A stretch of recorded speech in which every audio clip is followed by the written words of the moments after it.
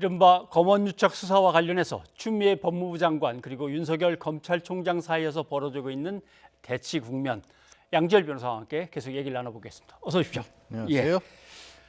자, 검찰총장은 장관의 지휘 명령을 받고 검찰 간부들을 모아서 회의한 다음에 그렇게까지 하지 말랍니다라고 검찰 간부들의 의견을 법무부로 보냈는데 법무부 장관이 바로 받아서 괜한 생각하지 말고 하라는 대로 빨리 하시오라고 하면 이게 최후 통첩이라고 봐도 될까요? 일종의 최후 통첩 그렇게 봐야 할 것으로 보입니다. 왜냐하면 공식적으로 수사지휘권을 발동한 게 지난 2일이었습니다. 예. 그 닷새가 지난 상황인데 그 동안에 이 지휘에 대해서 따르겠다, 따르지 않겠다라는 게 아니라 검사장회의라고 하는 것을 갑작스럽게 소집을 한 예. 거죠. 사실 이제 검사장회의라고 편해서 부르기로 하고 있지만 이 회의라고 하는 게 공식적인 협의체는 아닙니다. 그리고 예. 정확하게 저 자리에 모인 검사장이라고 하는 분들이 지청장을 가리키는 것인지 아니면 고등검찰청 뭐 청장급을 가리키는 건지 이런 것도 없는 상황이거든요. 일종의 그 검찰 내의 고위 간부들의 여론을 수집했다라고 예. 볼 수 있는 정도인데 그것을 마치 공식적인 어떤 회담의 결과라도 되는 것처럼 법무부에 또 보고까지 했단 말입니다. 그거는 사실상 윤 총장 입장에서는 본인이 직접 한 건 아니지만 이 지휘에 대해서 예. 법무부 장관의 지휘에서 제고해달라는 이의 제기나 마찬가지로 아마 법무부는 받아들인 걸로 보입니다. 그렇기 때문에 서둘러서 법무부의 입장을 다시 정리를 한 것이죠. 그런 예. 가운데 딱 눈에 띄는 부분이 검찰 사무의 최고 감독의 책임자는 결국 법무부 장관이라는 것을 명확하게 해야겠다라는 그런 입장을 보입니다. 이제 조금 혼란스러웠던 게 전국 법관 회의가 있단 말이죠. 이거는 이제 법관들이 각 지역별로 대표자를 뽑아 보내 가지고 이제 대의원대회를 여는 것처럼 돼 있으니까 어떤 결정권이나 공식적인 지위가 확보가 되는데 검사장 회의하니까 검찰 간부들이 총 결집해서 함께 논의하는 자리인가 했는데 아주 공식적인 그런 모임이 아니더라 하는 예, 거죠. 그렇습니다. 조금 혼란스러웠습니다. 그런데 검찰의 한 간부가 지금 수사를 진행하고 있는 그 수사팀이 이미 형평성을 잃었다. 특임 검사가 해야 된다라고 이제 얘기를 했는데 공식적으로 그 의견이 아마 검사들 회의에서 나왔던 의견인 것 같습니다. 예. 근데 그럴래도 다시 장관 허가를 받아야 되는 겁니까? 예, 승인을 받아야 된다고 승인을. 돼 있습니다. 그럼 검찰 내부 규칙에 그렇게 돼 있고 이건 두 가지 정도로 생각해 볼 수가 있어요. 처음에 특임검사 얘기가 나왔을 때는 이거는 어차피 검찰총장이 임명을 하게 돼 있는데 그러면은 검찰총장이 임명하게 되는 거는 수사자문단을 지금 중단시켰던 이유도 검찰총장이 본인의 최측근과 관련된 사건에 개입하는 게 부적절하다는 이유에서 배제시켰던 것인데 특임검사를 검찰총장이 자신의 사람으로 임명을 하게 된다면 이건 무슨 의미가 있느냐라는 지적이 나왔고 예. 거기에 더해서 아까 조금 전에 말씀하신 것처럼 아니 어차피 법무부 장관의 승인을 얻어야 된다라고 한다면 이건 또 역시 마찬가지로 무용지물이 되는 거 아니겠습니까? 예. 그 전에 저는 윤석열 총장이나 혹은 이제 검사장회에서 특임검사의 필요성을 얘기했던 이 검찰의 고위 간부분들께서 왜 이런 제도가 장치가 필요하냐? 그러니까 서울중앙수사팀에서 수사를 하고 있었던 게 뭐가 어떤 부분이 문제가 있었길래 처음부터 본인은 직접적으로 개입하지 않겠다라고 대검 부장회의를 통해서 맡기겠다고 했다가 갑자기 입장을 바꾼 이유는 뭐냐? 예. 이 부분이 뭔가가 빠져 있는 것으로 보입니다. 이게 있다라면 좀 어떻게 보면 법무부에 대한 건의 같은 것들이 더 정당한 어떻게 보면 탄력을 받을 힘을 받을 텐데 그런 내용은 빠진 채 이거 직무 배제 아니냐. 검찰총장을 수사지휘를 하지 말라는 것은 직무 정지이기 때문에 위법이고 부당하다고 하는데 직무 정지가 다른 게 아니라 검찰총장의 직급과 관련된 의혹이 있으니까 예. 오늘 이제 법무부에서는 검찰 공무원 행동 강령까지 들고 나와서 예. 아니 이 법원도 회피 제도가 있듯이 검찰 행동 강령에도 분명히 본인의 직장과 특별한 어떤 인연이 있을 경우에는 불공정성이 염려되기 때문에 배제된다는 게 검찰 공무원이면 누구나 따라야 되는 강령 아니냐 예. 이렇게 나온 거죠. 저도 그런 게 있었나 하고 다시 찾아보니까 행동강령 5조에 있더군요. 네, 그렇습니다. 학연, 지연, 직연 있군요. 같은 이제 직장에서 근무하다 보니까 직연이 맺어질 수 있는데 그게 지속적으로 이어져서 아무래도 공정한 수사가 안 될 것 같으면 회피해라. 이게 이제 행동강령에 있더군요. 그래서 예. 스스로도 아마 윤 총장도 초기에는 회피를 초기에는 했던 그렇죠. 게 아닌가 싶습니다. 그래도 일부에서는 또 그럽니다. 분명히 검찰청법에 보면 검찰 내부의 모든 수사 또는 실무에 대한 지휘들은 검찰총장이 해야 된다라고 돼 있는데 여기에 검찰총장 빠지시오 하고 법무부 장관이 직접 나서는 건 너무 오버 아니냐, 과잉지휘 아니냐 이 얘기가 계속 나오거든요. 그래서 말씀드렸다시피 그러면 검찰총장이 이 경우에도 그 원래 고유한 의미에서 검찰총장이 검찰 사무를 총괄한다는 그 지위를 가지기 위해서는 예. 왜 지금 그렇게 본인이 이제 와서는 개입을 해야 되느냐가 들어와야 된다는 아하. 것이죠. 예. 그게 없이 처음에는 이게 내 최측근으로 분류된 사람이니까 회피한 것처럼 빠졌다가 다시 수사자문단이라는 것을 절차에도 조금 뭐 미심쩍은 절차를 거쳐서 개입시킨 이유가 뭐냐, 예. 그게 빠져 있다라는 거고요.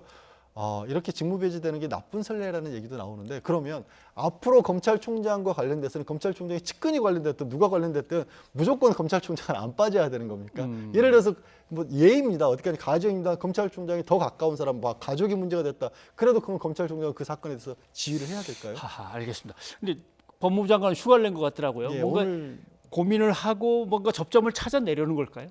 글쎄요, 제가 봤었을 때는 오전에 예. 법무부의 굉장히 강경한 그리고 또 아주 간략한 입장이 나오지 않았습니까? 여기에 비춰봤었을 때는 바깥에서 절충점을 찾으려는 시도로 보이지는 않고요. 예. 뭐 이거는 개인적인 어떤 사정일 수도 있고 언론에서 추측을 하듯이 향후에 대응해서 그럼 어떤 방안을 준비할 수 있을 것일까를 좀 고민하고 있는 게 아닌가 싶습니다. 또 하나 궁금한 거는 지금 상황이 이렇게 정신없이 돌아가면 수사를 담당하고 있는 서울중앙지검의 수사팀은 손을 놓고 있는 겁니까? 해야 되는 겁니까? 어떻게 되고 있습니까? 이미 지난 1일에 이 추미애 장관을 통해서 알려졌다시피 수사팀에서는 한동훈 검사장에 대해서 소환 조사를 하려고 했었는데 예. 수사 자문단이 소집될 거라는 얘기를 듣고 소환에 응하지 않았다는 겁니다. 지금도 사실 이제 검찰총장과 이 검찰총장이 법무장관의 수사지휘를 명확히 따르지 않고 있기 때문에 이 결론이 나올 때까지는 응할 수 없다라는 입장이 바뀔 이유가 없어 보이고요. 한 검사장 입장에서는 이 휴대전화를 풀기 위해서 필요한 비밀번호 같은 것도 알려주지 않고 있다고 합니다. 네. 그런데 이제 또 하나 이제 이슈가 됐던 것이 박상기 전 법무부 장관이 윤석열 검찰총장이 나한테 조국 전 장관을 어떻게든 낙마시켜야 된다는 쪽으로 얘기를 하더라. 근데 이게 폭로가 돼서 난리가 났었고, 근데 윤석열 검찰총장의 측근인 윤대진 검사장도 그런 압박 얘기를 했다라고 하는 폭로가 또 나왔습니다. 잠깐 들어보고 오죠. 전화가 빙 와서 조장관 사임해야 되는 거 아니야? 후보자에 처리해야 되는 거 아니야? 그런 거야. 조장관 형수도 뭐 힘들어지고 뭐 그다음에 저기 당시 누구야 재수? 네. 자기 이혼한 네, 이혼한. 그 얘기도 나왔어. 그러면서 동생하고 재수도 이렇게 가족들도 힘들어지는데 사임하는 게 맞지 않게 됐다. 예.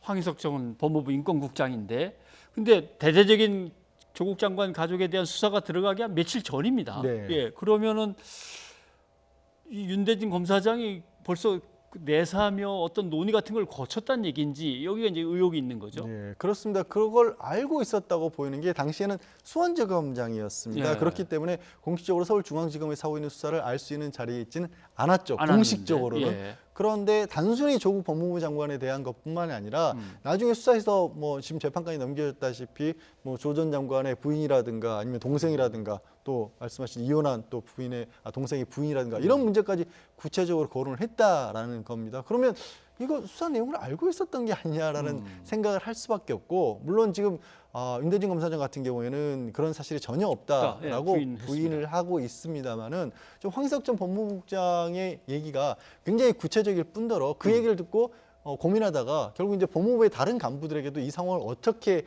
해야겠느냐, 이걸 바로 장관에게 보고하는 게 맞을 것이냐, 아니면 나중에 뭔가 정리가 된 다음에 보고할 것인가라고 논의를 했다라는 얘기도 했었고, 그 상대방인 또 당시 법무부 간부 역시도 그 얘기를 황 전 국장에게 들은 게 맞다라고 얘기를 하고 있거든요. 그렇게 본다면 오히려 황희석 전 법무부장이 뭐 다른 얘기를 할 가능성이 오히려 낮지 않을까 싶습니다. 네, 알겠습니다.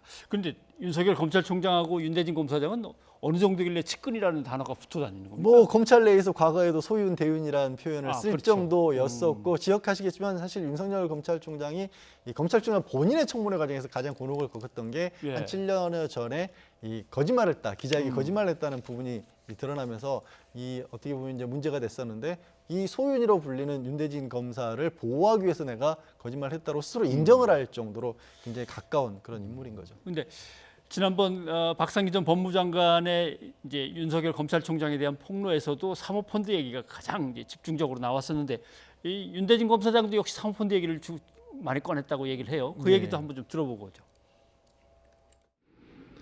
젊은 사람들 평가도 안 좋고 뭐 사모펀드도 저렇게 돼가지고 나중에 말이 많이 생길 것 같고 정치권에 부담도 되고 대통령.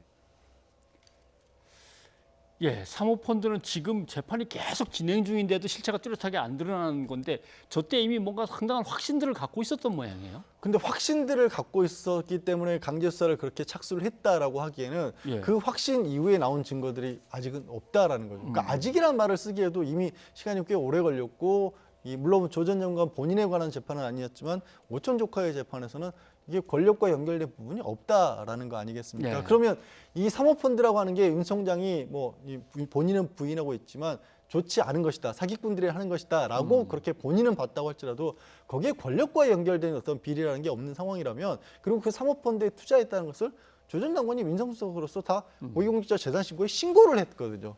그러면 그 무엇 때문에 어떤 근거를 가지고 그렇게까지 강제 수사를 했으며 어떤 근거를 가지고 이 조 전 장관이 장관에 임명돼서는 안 된다라고까지 밀어붙였느냐 이 부분에 관해서는 사실 큰 정말 물음표를 던질 수밖에 없는 거죠. 그런 물음표들을 다 종합하면 결국은 검찰주의를 강력하게 고집하는 윤석열 검찰총장과 그 주변의 측근들이 사전에 상당한 논의를 거치고 조국 낙마를 기획했다. 이렇게 자꾸 이제 그림이 그려진단 말이죠. 지금 나온 말씀하신 거 박상기 전 법무부 장관의 얘기라든가 좀 황희석 전 법무부국장의 얘기를 종합을 하면 굉장히 좋지 않은 어떻게 보면 어떤 인상을 조 전 장관에 대해서 가지고 있었고 예. 그리고 그것이 검찰 개혁과 충돌하는 부분이 있었고 결국에는 초기에 임명되기 전에 어떻게든 낙마시켜야 된다라고 하는 그런 계획이 있었던 게 아닌가 그런 의심을 하는 게 합리적인 상황이 된 거죠. 네. 일단은 사법부가 지금 진행하고 있는 재판들의 결과를 좀 봐야겠습니다만은 그 이후에 한번 이 문제는 또 정치적으로 다시 논란이 될 것 같습니다. 양 변호사님 고맙습니다. 네, 고맙습니다.